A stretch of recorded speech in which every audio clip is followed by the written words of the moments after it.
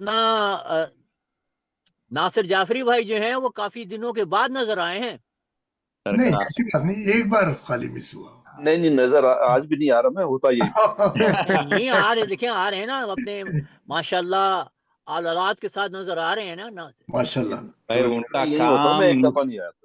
ان کا کام نصرت کرنا ہے، نصرت، وہ بے ہمیشہ شک. ناصر ہیں سب کے. ماشاءاللہ ماشاءاللہ. قوم کے بھائی آپ نے ناصر تو ہیں. وہ نام لیا ہے کہ میرے والد مرحوم کا نام تھا سید ناصر علی. اللہ ان کے درجات عالی عطا فرمائے. آمین آمین الہی آمین آمین الہی آمین. آمین آمین. حاضرین و خواتین، میں ایک بار پھر آپ سب کا تہہ دل سے ممنون و مشکور ہوں، اور آج کی اس کلام پاک کے تعلیمی درس کی نظامت کے لیے میں ایک بہت ہی علم کا منبع، ایک علم کی شخصیت، علمی شخصیت، ادبی، ایمانی، روحانی، جناب ماشاءاللہ محترم ڈاکٹر قمر عابدی صاحب کو دعوت دے رہا ہوں. ماشاء اللہ جی، ماشاءاللہ ماشاء اللہ ماشاء اللہ اللہ نوازی کا آپ شکریہ. نے ڈاکٹر صاحب ایک چیز کی کمی کر دی، جہاں آپ نے روحانی کہا ہوا جسمانی بھی کہیں، جسمانی ہاں بے معالج شک، بے شک. شکریہ. یہ ماشاء اللہ. معافی چاہتا ہوں، لقمہ دینے کی معافی چاہتا ہوں. نہیں نہیں باس بھائی آپ کا حق بنتا ہے. بے شک. اللہ اکبر اللہ اکبر. جزاک اللہ جزاک اللہ. اعوذ باللہ من الشیطان اللعین الرجیم. بسم اللہ الرحمن الرحیم. ربی زدنی علم. سلام علیکم ورحمۃ اللہ جمیعا. وعلیکم السلام ورحمۃ اللہ وبرکاتہ. انشاءاللہ آج 21 اپریل 2025 کے درس نمبر 3 میں ہم سب آپ تمام مومنین و مومنات کا دل کی گہرائیوں سے خیر مقدم کرتے ہیں. بسم اللہ. جزاک اللہ. گزشتہ کے دونوں دروس وضو پر مبنی تھے، اور آپ کے سوالات نے نہ صرف ہم کو مستفید فرمایا بلکہ تمام دیگر مومنین و مومنات کو بھی بہت فائدہ پہنچا، اور ان کے کئی الجھنیں دور ہوئیں. بے شک. ماشاءاللہ.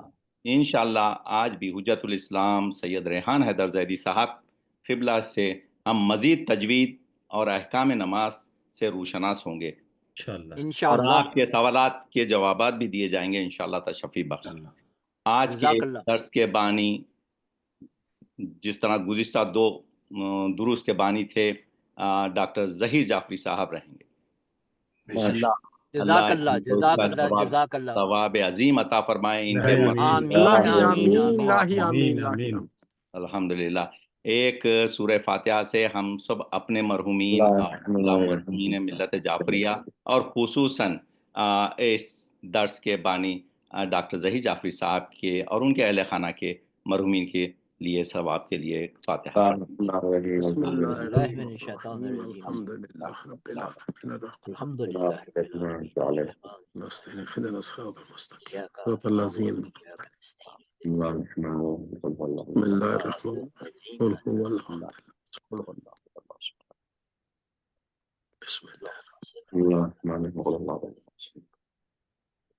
بسم الله بسم اللہ. قل هو الله احد الله الصمد ثواب پہنچے. اللهم صل على محمد وعلى اب میں عالی جناب انجینئر تعظیم کاظمی صاحب کی گزارش کروں گا کہ وہ تلاوت کلام پاک کا شرف حاصل فرمائیں قبل اس کے کہ درس شروع فرمائیں. بواز بلند نعرہ صلوات. اللهم آل محمد. قبلہ اجازت ہے. بسم اللہ. بسم اللہ. بسم اللہ الرحمن الرحیم. اعوذ باللہ من الشیطان الرجیم. بسم اللہ الرحمن الرحیم.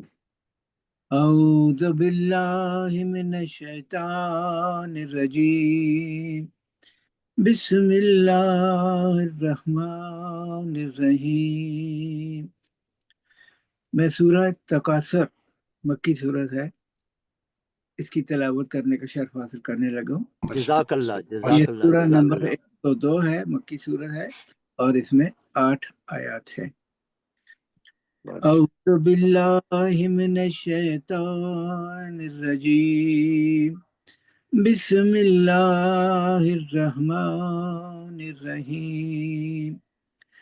الہاکم التکاثر حتى زرتم المقابر كلا سوف تعلمون ثم كلا سوف تعلمون كلا لو تعلمون علم اليقين لترون الجحيم ثم لترونها عين اليقين ثم لنسألن يومئذ عن النعيم صدق الله العلي العظيم.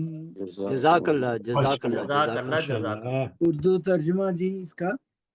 پناہ مانگتا ہوں میں اللہ کی شیطان مردود سے بنا خدائے رحمان و رحیم. ایک دوسرے پر فخر نے تمہیں غافل کر دیا ہے یہاں تک کہ تم قبروں کے پاس تک جا پہنچے ہو.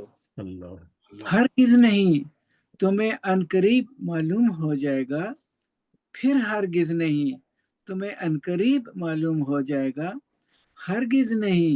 کاش تم یقینی علم رکھتے، تم تو ضرور جہنم کو دیکھ لیتے، پھر اسے یقین کی آنکھوں سے دیکھ لیتے، پھر اس روز تم سے نعمت کے بارے میں پوچھا جائے گا. واہ واہ، سبحان اللہ سبحان اللہ. اللہم صلی علی محمد وآل محمد. ماشاءاللہ. اب میں محترم حجت الاسلام سید ریحان حیدر زیدی صاحب قبلہ سے گزارش کروں گا کہ وہ اس اپنے درس کا آغاز فرمائیں. اعوذ باللہ من الشیطان الرجیم، بسم اللہ الرحمن الرحیم. رب زدنی علما وفہما ونقنی من الصالحین. اللہم کل ولیک الحجت بن الحسن صلواتک علیہ وعلی آبائہ فی هذه الساعة وفی کل ساعة ولیا وحافظا قائدا وناصرا ودلیلا وعینا حتی تسکنہ ارضک طوعا وتمتعہ فیہا طویلا برحمتک یا ارحم الراحمین. اللہم صلی علی محمد وعلی محمد وعجل فرجہم. جس طرح کہ ابھی ڈاکٹر قمر عابدی صاحب نے فرمایا کہ آج کے درس کے بانی ہیں ڈاکٹر ظہیر جعفری صاحب، اللہ کی بارگاہ میں دعا کرتا ہوں کہ اسی قرآن کے اور اسی درس کے واسطے سے اللہ انہیں صحت و سلامتی عطا فرمائے اور ان کے مرحومین کی مغفرت فرمائے. اور جتنے شرکا ہیں ہمارے اس درس میں جو حاضرین ہیں، پروردگار سبھی کو صحت و سلامتی و عافیت عطا فرمائے. ہمارا درس یہاں تک پہنچا تھا کہ ہم حروف حلقی پڑھ رہے تھے اور حروف حلقی میں ہم نے 4 حروف پڑھ چکے تھے. آج ہمارا جو حروف حلقی میں 5واں اور 6واں حرف ہے وہ ہے غین اور خے. یہ غین اور خے جو ہے وہ ادنی حلق سے ادا ہوتے، یعنی حلق کا جو اوپر کا سب سے حصہ ہے جو کہ ہمارا ملتا ہے، یہ کیا منہ سے جو ملتا ہے، یعنی یہ بالکل جہاں پہ یہ داڑھی ختم ہوتی ہے اور جہاں سے آواز شروع ہوتی ہے وہاں سے یہ ملتا ہے. تو اسے ادا کرنے کے لیے ہمارے لیے ضروری ہے کہ ہم جب غین اور خے کو ادا کریں تو حلق کے شروع کے حصے سے ادا کریں.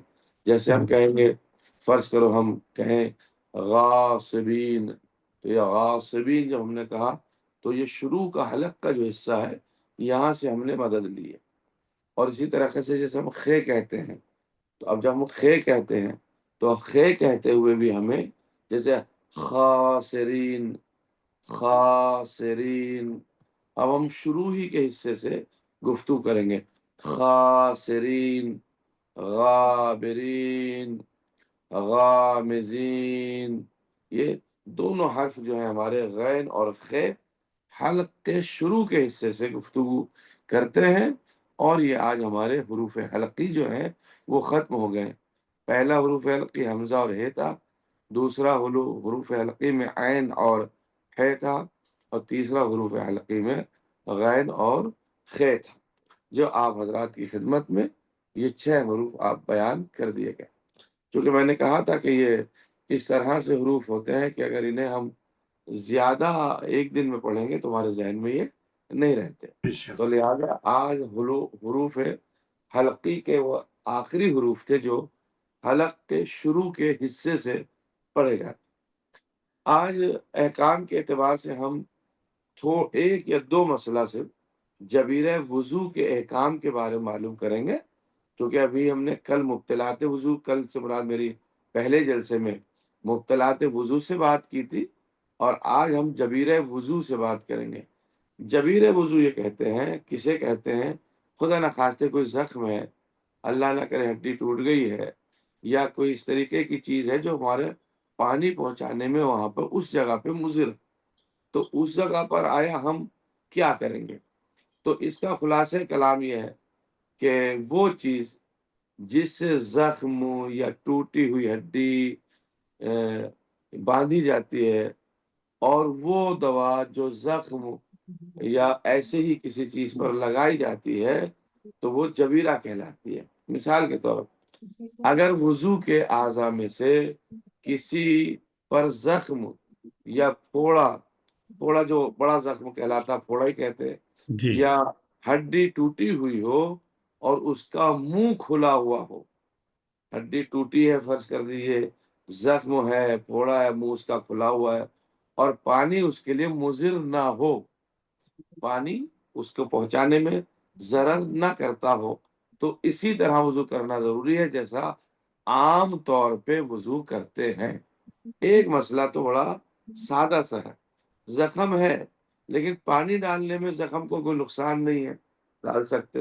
ہڈی ٹوٹی ہوئی ہے، خدا نہ خواستہ اس کا منہ جو ہے وہ کھلا ہوا ہے، تو پانی ڈال سکتے، اگر ہے تو پانی ڈال سکتے۔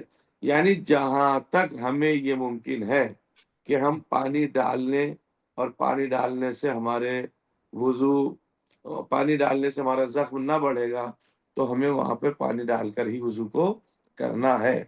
لیکن اب مسئلہ ذرا سا اس سے آگے کی بات ہے۔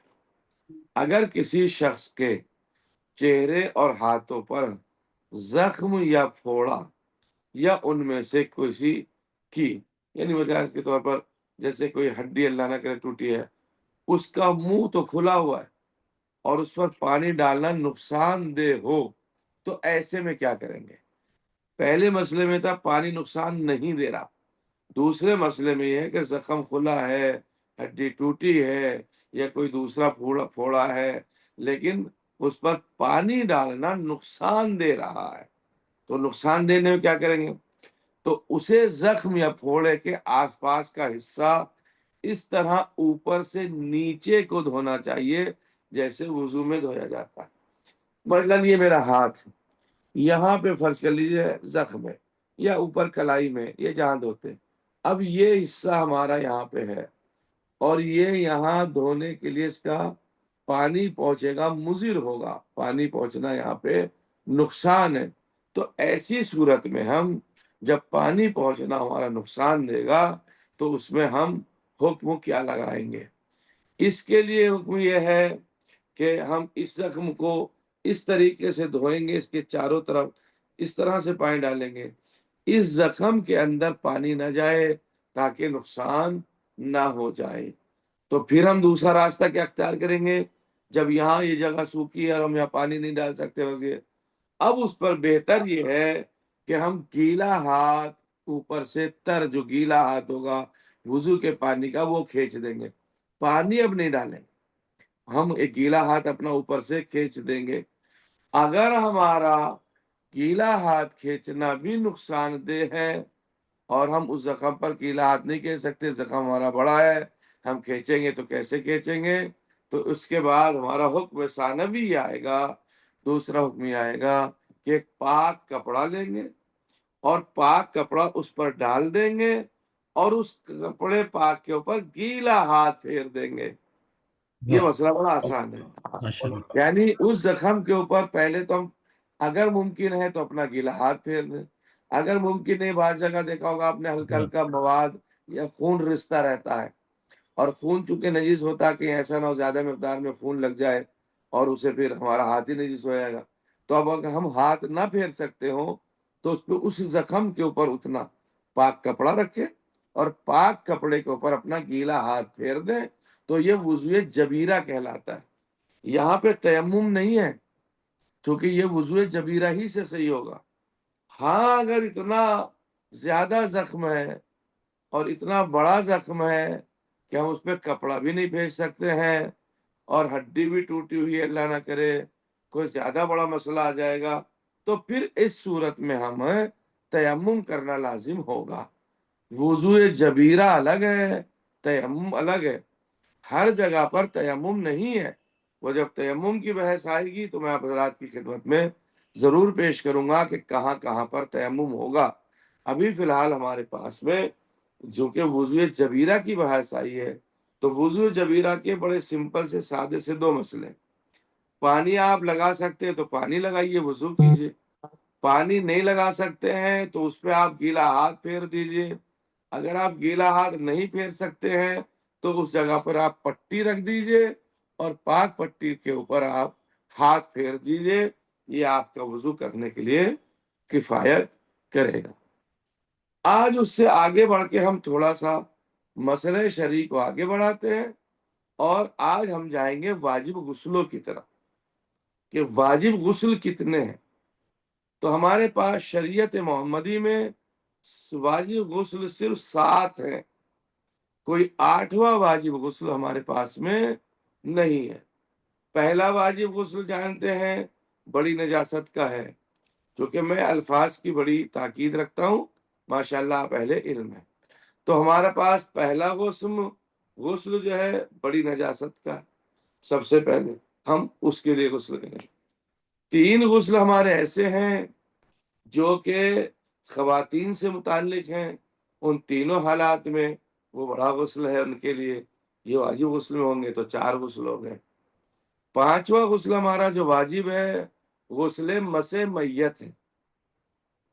جب ہم نے میت کو چھو لیا ہے تو ہمارے اوپر غسل واجب ہو جائے گا۔ اب میت کو چھونے کے بھی احکام ہے حضور۔ مثال کے طور پر میت ہم نے چھوئی ہے لیکن اس کے بدن کو ہم نے ٹچ نہیں کیا، بلکہ ہم نے اس کے کپڑے چھوئے ہیں۔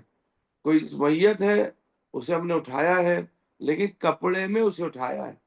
جب ہم کپڑے میں اٹھائیں گے اور کھال سے مس نہیں ہوگا ہمارا ہاتھ تو ہم پہ غسل مس میت واجب نہیں ہوگا۔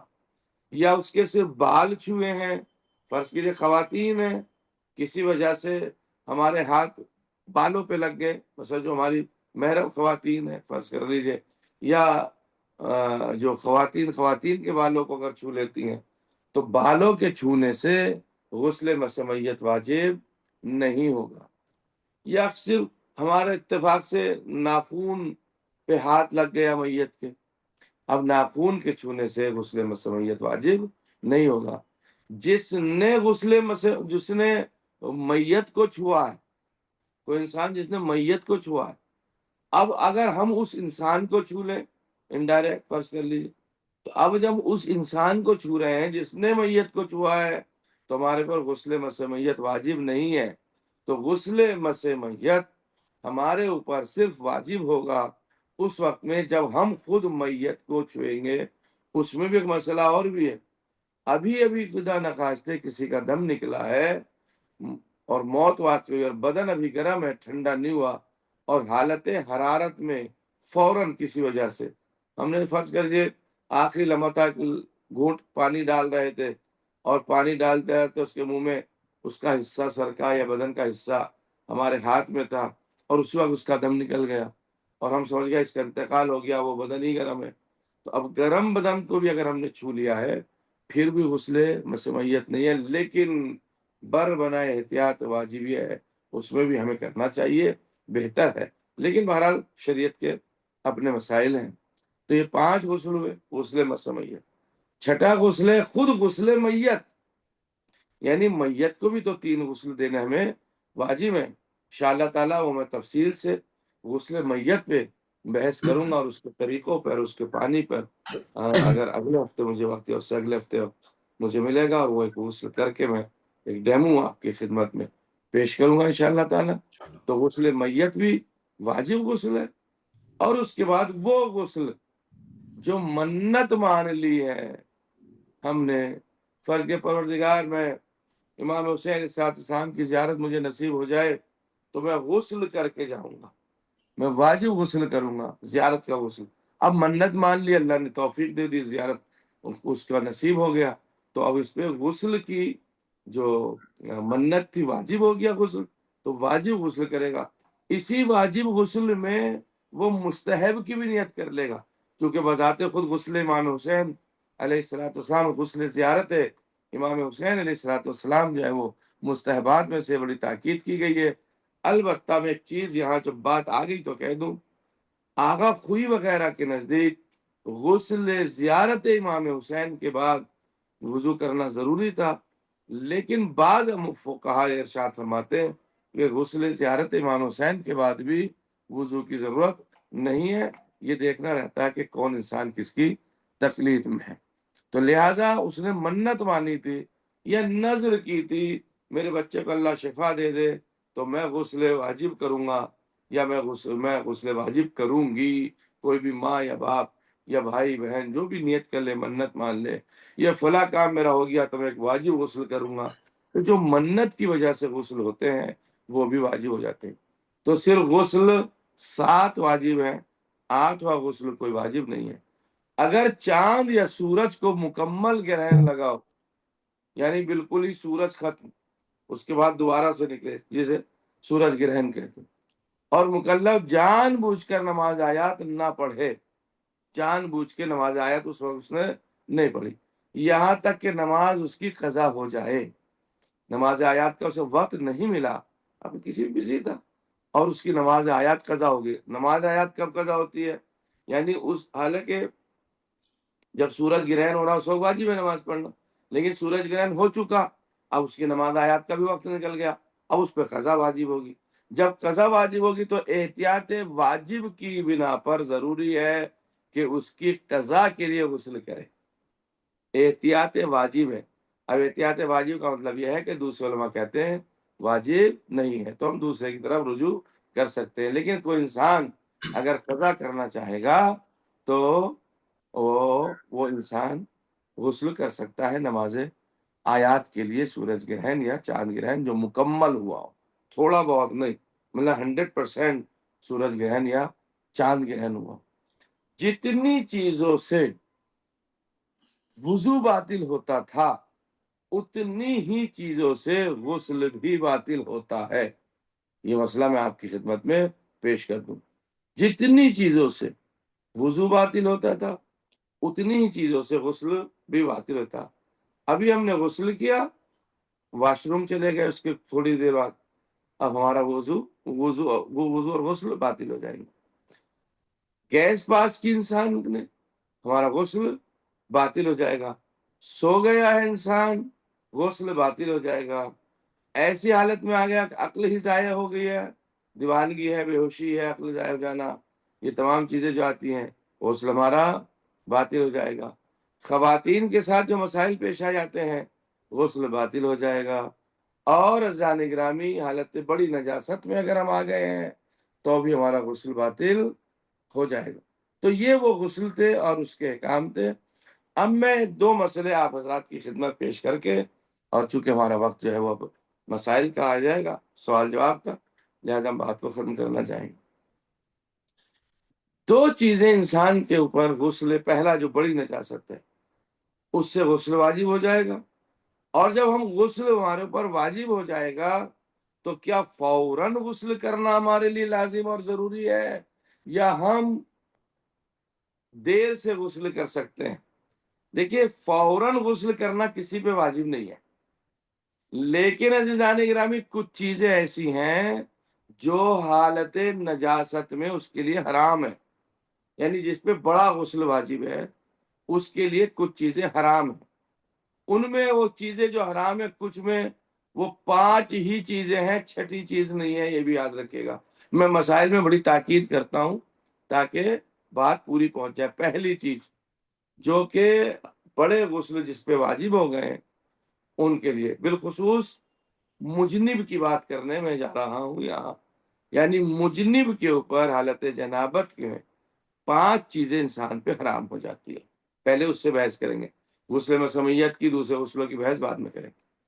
اپنے بدن کا کوئی بھی حصہ قرآن مجید کے الفاظ یا اللہ سبحانہ و تعالیٰ کے نام یا اہل بیت علیہم السلام کے ناموں کو اپنے بدن کے کسی حصے سے مس کرنا حرام ہے۔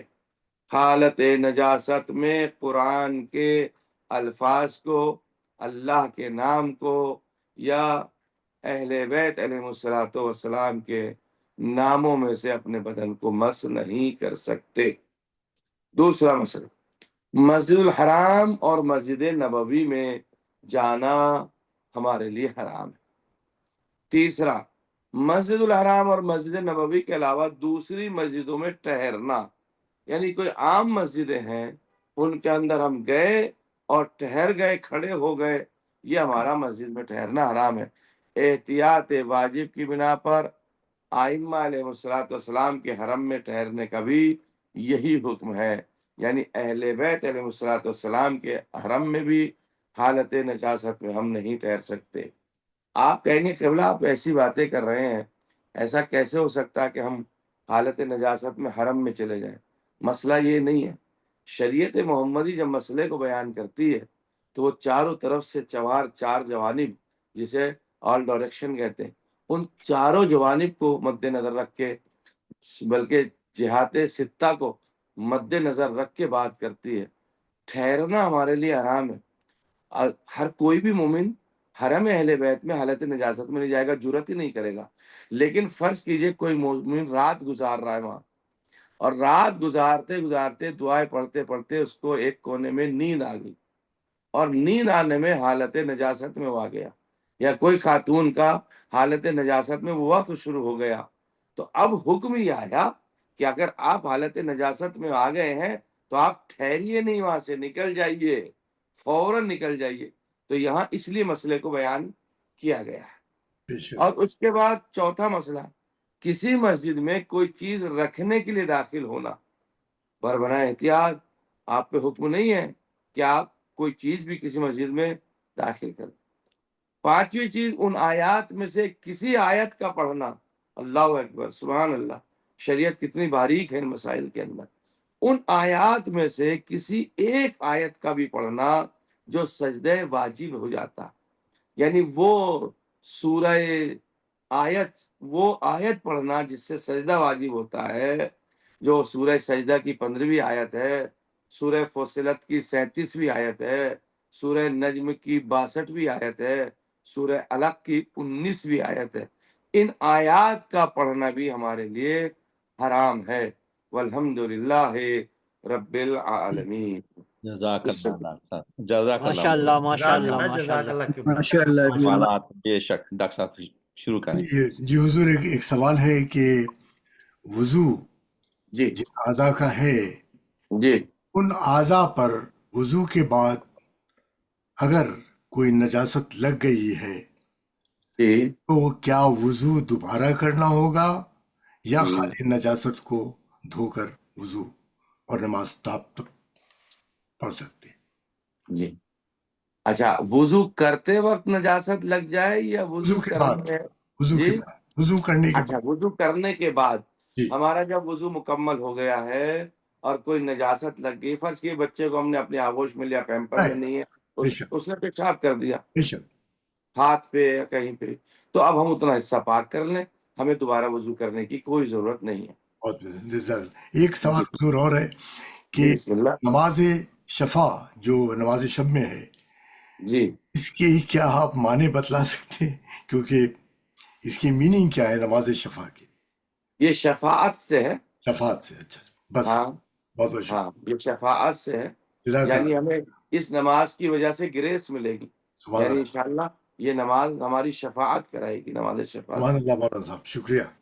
جی جی بسم اللہ۔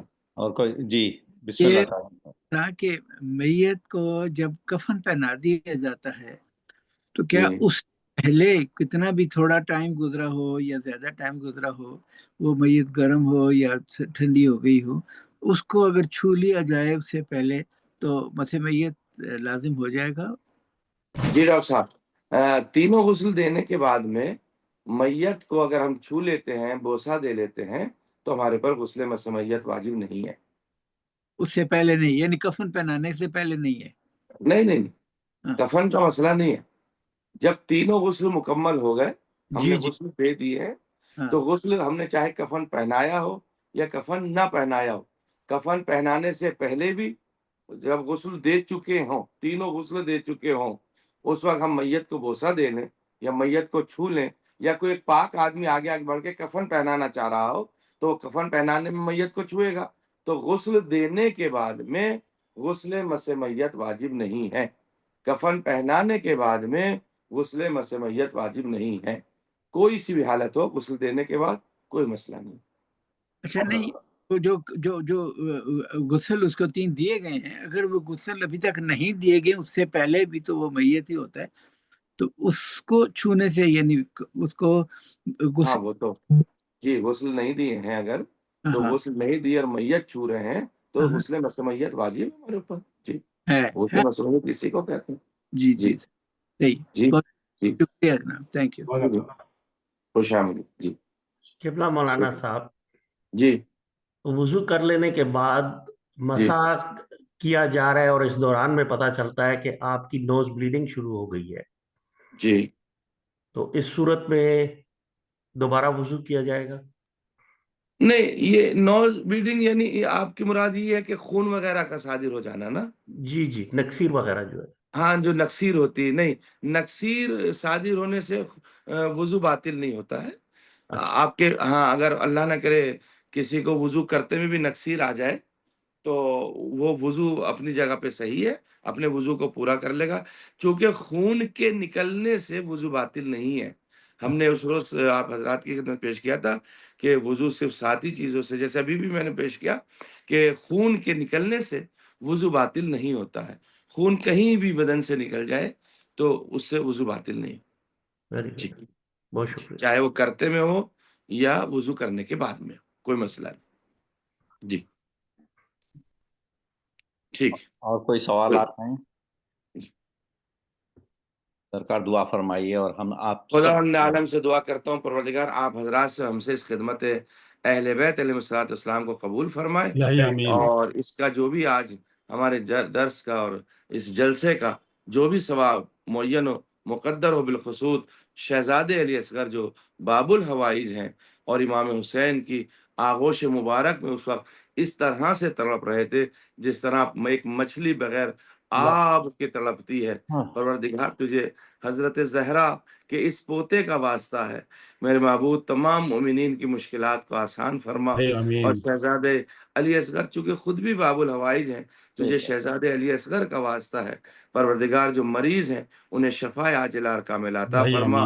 اور آج کے بانی جو اس درس کے ہیں میرے معبود شہزادے علی اصغر کے واسطے سے ان کے مرحومین کی اور ہم سبھی کے مرحومین کی مغفرت فرما، آقا کے ظہور میں تعجیل فرما، اور ہمارے ڈاکٹر غضنفر صاحب کو، قمر بھائی کو، ڈاکٹر تعظیم صاحب اور جتنے مومنین ہمارے یہاں ہیں ماشاءاللہ جو بزرگوار ہیں، اب سب کے نام مناسب نہیں ہے لینا وقت کی وجہ سے، پروردگار جتنے بھی شریک ہیں ہم سبھی کے توفیقات میں اضافہ فرما، اور سبھی کا سایہ ہمارے سروں پر محفوظ فرما. بس پالنے والے آخر میں یہ دعا ہے ہمیں بھی زیارت امام حسین کی توفیق عطا فرما، عطا فرما، عطا فرما، عطا فرما برحمتک یا ارحم الراحمین. اللہم صلی علی محمد. آپ کے بھی ہم سب مشکور ہیں، تمام مومنین و مومنات اور اس جزاکم فاؤنڈیشن کے، جزاکم اور جزاکم. اس کے بانی ڈاکٹر غضنفر جعفری صاحب کی جانب سے بھی ہم فرداً سب کا شکریہ ادا کرتے ہیں، خصوصاً آپ کا مولانا صاحب اور جزاکم آدمی صاحب کا ماشاءاللہ برابر شرکت فرماتے ہیں اور تلاوت سے ماشاءاللہ کرتے ہیں ہمارے کو بھی، اور تمام مومنین کا، مومنات کا، اور آپ سب کا جو سوالات کرتے ہیں اس سے بہت ساروں کو سوال وہ ملتا ہے، اس سے فائدہ ہوتا ہے، بے شک ان کے بھی الجھنیں دور ہوتی ہیں، ان کے بھی کچھ ذہن میں رہتے سوالات جو کر نہیں پاتے وہ بھی کر سکتے ہیں. اللہ آپ سب کو سلامت رکھے اور انشاءاللہ آئندہ کو پھر ملاقات ہے. سلام. جزاک اللہ. السلام علیکم و رحمۃ اللہ علیکم وبرکاتہ. وعلیکم السلام. ماشاء اللہ.